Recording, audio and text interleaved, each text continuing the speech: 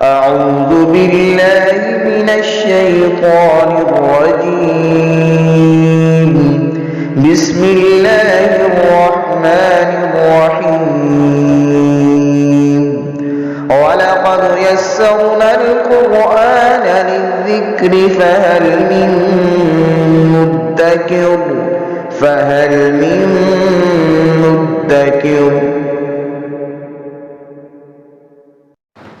بسم اللہ الرحمن الرحیم. سورہ بقرہ کی 246 نمبر آیہ مبارکہ ہے. اعوذ باللہ من الشیطان الرجیم. بسم اللہ الرحمن الرحیم. الم تر الی الملأ من بنی اسرائیل من بعد موسیٰ اذ قالوا لنبی لہ مبعث لنا ملکا نقاتل فی سبیل اللہ قال هل عسیتم ان کتب علیکم القتال الا تقاتلوا. حضرت موسیٰ علیہ السلام کا تذکرہ سورہ بقرہ میں تفصیل کے ساتھ پیچھے گزرا ہے پہلے پارے میں کہ بنی اسرائیل کو کس طرح فرعون نے ظلم و ستم کا نشانہ بنایا اور حضرت موسیٰ علیہ السلام کو اللہ نے مبعوث فرمایا اور اللہ تعالیٰ کی کرم نوازی سے فرعون سے انہیں نجات ملی. تفصیل سے ہم پڑھ آئے ہیں کہ انہوں نے ہر جگہ پر حضرت موسیٰ علیہ السلام کی نافرمانی کی کوشش کی. بہرحال اللہ تعالیٰ کے فضل و کرم سے انہیں ظلم اور ستم سے نجات ملی. حضرت موسیٰ علیہ السلام راہ ہدایت پر گامزن کیا. جب حضرت موسیٰ اس دنیا سے رخصت ہوئے تو آپ کے بعد آپ کے خلفاء اور دیگر بعد میں انبیاء کرام مبعوث ہوتے رہے جو ان کی رہنمائی اور ہدایت کے لیے اپنی ڈیوٹی سر انجام دیتے رہے. بعد میں پھر یہ عمالقہ کے ظلم و ستم کا نشانہ بنے. بنو عمالقہ کے ساتھ ان کی لڑائی اور جنگ چلتی رہی اور یہ جو آیات مبارکہ ہم پڑھ رہے ہیں یہ حضرت موسیٰ علیہ السلام کے بعد آپ کے انتقال کے بعد کا ذکر ہے کہ یہ موسیٰ علیہ السلام کی قوم بنی اسرائیل اس وقت کے نبی، بعض نے ان کا نام شمعون ذکر کیا ہے، بعض نے ان کا نام شمویل ذکر کیا ہے. بہرحال قرآن نے ان کے نام کو بیان نہیں کیا، صرف نبی کا ذکر کیا. ان کے پاس گئے اور انہیں جا کے کہنے لگے کہ آپ اللہ کے نبی ہیں، ہم بڑے پریشانی میں ہیں اور عمالقہ ہمارے ساتھ لڑتے ہیں جھگڑتے ہیں اور ہمیں انہوں نے ظلم و ستم کا نشانہ بنایا. آپ اللہ تعالیٰ سے دعا کیجئے کہ اللہ تعالیٰ ہمارے لیے کوئی بادشاہ مقرر کر دے تاکہ ہم اس بادشاہ کی سربراہی میں اس کی قیادت کے اندر جنگ کریں اور ان ظالموں سے نجات حاصل کریں.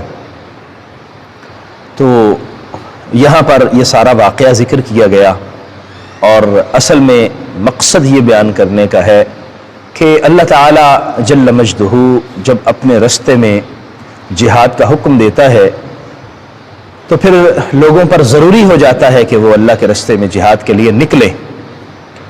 بنی اسرائیل نے جب جہاد سے انکار کیا تو خود پریشان ہوئے اور آج اگر امت مسلمہ جہاد سے انکار کرے گی تو خود پریشان ہوگی اور اس کی صورتحال بہت حد تک ہم دیکھ رہے ہیں کہ بحیثیت مجموعی امت مسلمہ نے جہاد میں شرکت نہیں کی الا ماشاء اللہ. اگر امت مسلمہ آج بھی جہاد جیسے فریضے کو اپنے سینے سے لگائے تو غلبہ اور عزت ان کا استقبال کرے گی. اعلاء کلمت اللہ کے لیے آج بھی اگر جہاد کا رستہ اختیار کیا جائے تو اللہ کریم جل مجدہ اپنی رحمتیں نازل فرمائے گا. الم تر الی الملأ من بنی اسرائیل کا آپ نے بنی اسرائیل کے اس گروہ کی طرف نہیں دیکھا من بعد موسیٰ حضرت موسیٰ علیہ السلام کے بعد، یعنی حضرت موسیٰ کے انتقال کے بعد، آپ کے وصال کے بعد وہ گروہ جن کا یہاں ذکر ہے وہ اس وقت کے نبی کے پاس حاضر ہوئے. اذ قالوا لنبی لہ مبعث لنا، جب انہوں نے اپنے نبی سے کہا ابعث لنا مالکن، ہمارے لیے ایک بادشاہ مقرر کریں، بادشاہ کو ڈیوٹی سونپیں، نقاتل فی سبیل اللہ، تاکہ ہم اللہ کے راستے میں جہاد کریں. آپ نبی ہیں، آپ دین کا فریضہ سر انجام دے رہے ہیں، لیکن یہ جو جہاد کا فریضہ ہے اس کے لیے ہمارے پاس ایک بادشاہ ہونا چاہیے تاکہ وہ ہمارے معاملات کو دیکھے اور ہمیں جہاد کی طرف لے کے چلے. قالا، اللہ کے نبی کہنے لگے هل عصیتم ان کتب علیکم القتال الا تقاتلوا، مجھے ایسا لگتا ہے کہ تم نافرمانی کرو گے. عصیتم ممکن ہے، ہو سکتا ہے، ان کتب علیکم القتال، اگر تمہارے اوپر جہاد کو فرض کر دیا گیا، اللہ تقاتلوا، تو تم جہاد نہیں کرو گے. تم کہہ رہے ہو کہ ہم جہاد کریں گے اور ہمیں جہاد کے لیے سربراہ کی ضرورت ہے، ایک سپہ سالار کی ضرورت ہے، بادشاہ کی ضرورت ہے، تو آپ بادشاہ مقرر کریں، ہم اس کی سربراہی میں جہاد کریں گے. تو میں ممکن ہے کہ تم جہاد سے ادھر ادھر ہو جاؤ. قالوا، انہوں نے کہا وما لنا الا نقاتل فی سبیل اللہ، یہ کیسے ہو سکتا ہے کہ ہم اللہ کے راستے میں جہاد نہ کریں؟ یعنی ہمیں کیا ایسا مسئلہ ہے کہ ہم اللہ کے راستے میں جہاد نہ کریں؟ وقد اخرجنا من دیارنا، حالانکہ ہمیں ہمارے گھروں سے نکالا گیا، وابنائنا، ہمیں اپنی اولاد کو چھوڑنے پر مجبور کیا گیا، اپنی اولاد سے نکال دیا گیا، اپنے اہل و عیال سے نکال دیا گیا، یعنی ہم پر ظلم اور ستم کیا گیا اور ہمیں اپنے علاقے کو چھوڑنا پڑا، تو پھر بھی ہم جہاد نہیں کریں گے؟ ہم جہاد کریں گے، آپ اس کے حوالے سے کوشش کیجئے. فلما کتب علیہم القتال، اور جب ان پر جہاد فرض کر دیا گیا، تولوا الا قلیلا منہم، تو پھر پیٹ پھیر کے بھاگ کھڑے ہوئے، سوائے چند لوگوں کے. چند لوگ رہ گئے، چند لوگ جہاد کے لیے اپنے آپ کو تیار کر کے آگے بڑھنے کے لیے کوشش کرنے لگے، لیکن اکثریت بھاگ گئی. جہاد فرض ہوا تو انہوں نے کہا کہ یہ تو بڑا مشکل مسئلہ ہے، لڑائی کرنی پڑے گی، دشمن سے لڑنا پڑے گا، یہ تم ہمارے لیے ممکن نہیں ہے، ہم ایسا نہیں کر سکیں گے. واللہ علیم بالظالمین، فرمایا اللہ تعالیٰ ظالموں کو خوب جانتا ہے. یعنی اللہ تبارک و تعالیٰ جب کسی بات کا حکم دیتا ہے اور پھر اس حکم کی نافرمانی کی جاتی ہے، اللہ کی حکم عدولی کی جاتی ہے، تو پھر اللہ تبارک و تعالیٰ کی نظر کرم بھی دور ہو جاتی ہے. تو تم لوگوں نے خود کہا کہ ہمیں جہاد کرنے کی ضرورت ہے اور ہم جہاد کرنا چاہتے ہیں، اب اللہ کی طرف سے جہاد فرض ہو گیا، اللہ نے جہاد کا حکم دے دیا اور اب تم بھاگ رہے ہو. وقال لهم نبیہم ان اللہ قد بعث لکم طالوت ملکا، ان کے نبی حضرت شمعون یا شمویل علیہ السلام نے انہیں کہا کہ اللہ تبارک و تعالیٰ نے تمہارے لیے طالوت کو بادشاہ مقرر کیا ہے. یہ حضرت طالوت رحمۃ اللہ علیہ ایک فقیر اور مسکین آدمی تھے اور تھے بہادر، اہل علم بھی تھے. اللہ نے علم بھی عطا فرمایا تھا، شجاعت اور بہادری بھی عطا فرمائی تھی. یعنی ایک قیادت کے لیے جو چیزیں لازمی ہیں وہ ان کے پاس تھیں، اور ایک صحیح معنوں میں قائد بننے کی صلاحیت بھی تھی.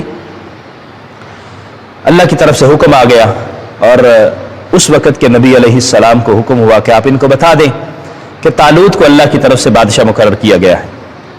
چلو تم نے کہا تھا کہ ہمیں بادشاہ کی ضرورت ہے، ہمیں بادشاہ چاہیے، آ جاؤ، یہ طالوت بادشاہ ہے. جب اللہ کے نبی علیہ السلام نے طالوت کے بارے میں بتایا تو بڑے پریشان ہوئے کہ طالوت وہ بادشاہ کیسے بنے گا؟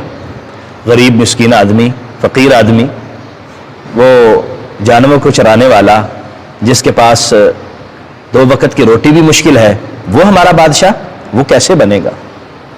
قالو، کہنے لگے انا یکون لہ الملک علینا، اس کو ہمارے اوپر بادشاہت کیسے ہو سکتی ہے؟ وہ بادشاہی کا مستحق ہمارے اوپر بادشاہی کا مستحق کیسے ہو سکتا ہے؟ وَنَحْنُ أَحَقُّ بِالْمُلْكِ مِنْهُ، ہم اس سے بادشاہت کے زیادہ حقدار ہیں۔ اسے بادشاہت کیوں مل گئی؟ بادشاہت ہمیں ملنی چاہیے تھی، ہم بادشاہت کے زیادہ حقدار ہیں۔ وَلَمْ يُؤْتَ سَعَةً مِّنَ الْمَالِ، اور اسے مال کے اندر وسعت نہیں دی گئی، اس کے پاس زیادہ مال نہیں ہے، وہ بادشاہ کیسے بن گیا؟ یہ بنی اسرائیل کی سوچ اور فکر کو اگر دیکھا جائے اور آج کے زمانے کی فکر کو دیکھا جائے تو کوئی خاص فرق تو نہیں ہے۔ آج بھی ہم یہی سمجھتے ہیں کہ جس کے پاس 4 پیسے ہیں وہی بندہ الیکشن لڑ سکتا ہے، وہی لیڈر بن سکتا ہے۔ فقیر اور مسکین کا کیا کام ہے الیکشن میں؟ فقیر اور مسکین کا حکومت میں کیا کام ہے؟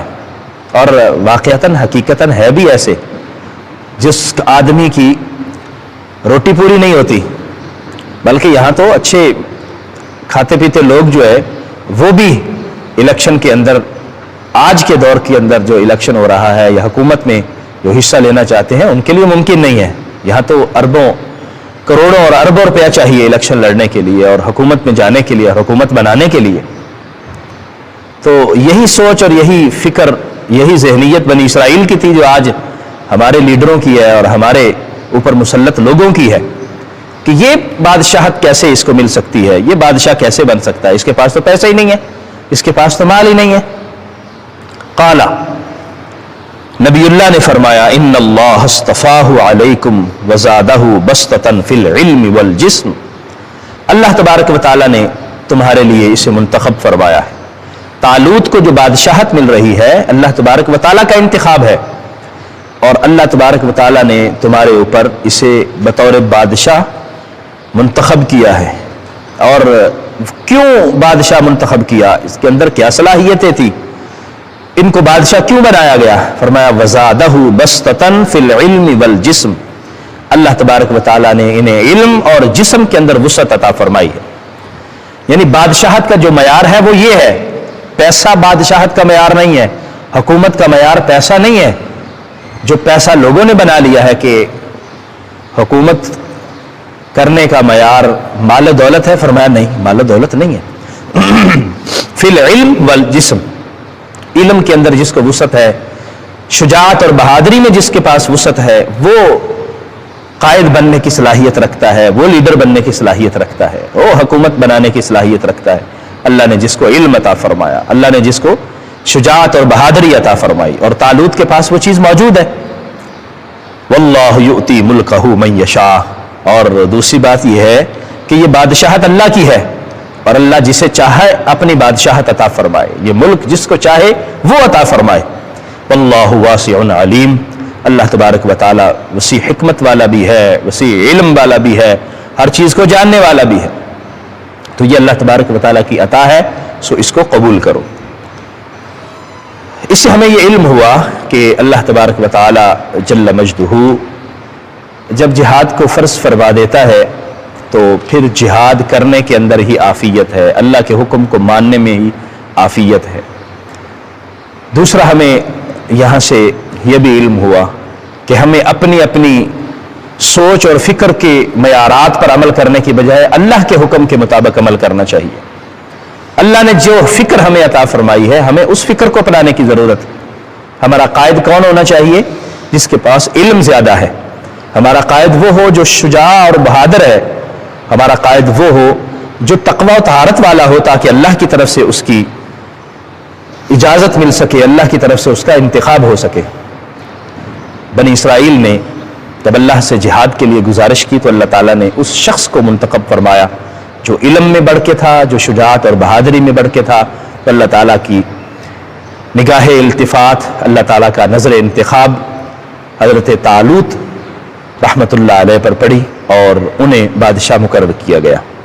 اسی واقعہ کو اور اسی معاملے کو آگے مزید آیات مبارکہ میں ڈسکس کیا جا رہا ہے کہ بنی اسرائیل کو پھر کیسے نجات ملی۔ بنی اسرائیل کے پاس جو کچھ بھی اللہ کی نعمتیں تھیں وہ کیسے پھر ان کو واپس ملی۔ تابوت سکینہ کا آگے ذکر ہوگا انشاءاللہ، اسے اگلے درس میں کل انشاءاللہ دیکھیں گے۔ اللہ کریم ہمیں سمجھنے کی، عمل کی توفیق